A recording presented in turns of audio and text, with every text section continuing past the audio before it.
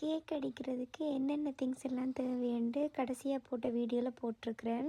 1/4 kilo பட்டருக்கு 4 முட்டைப்படி கணக்கு பார்க்கணும். நான் 1/2 கிலோ பட்டர் எடுத்துருக்கிறேன். அதனால் 8 முட்டையை இந்த பட்டருக்குள்ளேயே அடித்து ஊற்றுறேன். அடித்து ஊற்றிட்டு சீனி இருக்குது, 1/2 கிலோ சீனி எடுத்துக்கொள்கிறேன். 1/2 கிலோ சீனியை நான் சீனியை அப்படியே ஆட் பண்ணாமல் நல்லா கிரைண்டரில் நல்ல மாதிரி அடிச்சுட்டு நான் ஆட் பண்ண போகிறேன். ஏனெண்டா சீனி கரைய சரியாக லேட் ஆகும். அதனால் இந்த மாதிரி அடிச்சுட்டு போட்டு ஒரு 5 மினிட்ஸ் பீட் பண்ணாலே காணும். இப்போ இதை நல்லா பீட் பண்ணி ஒரு 5 மினிட்ஸுக்கு தான் நான் பீட் பண்ணி விட்டுட்டு 1/2 கிலோ எடுத்துருக்கிறேன். அதை நல்லா அரைச்சிட்டு தான் போடணும்.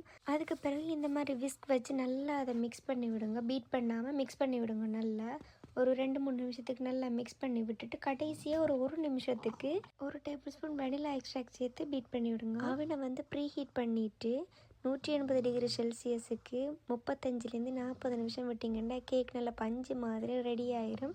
கட்டாயம் ட்ரை பண்ணி பார்த்துட்டு எப்படி இருக்குன்னு சொல்லுங்கள். பை.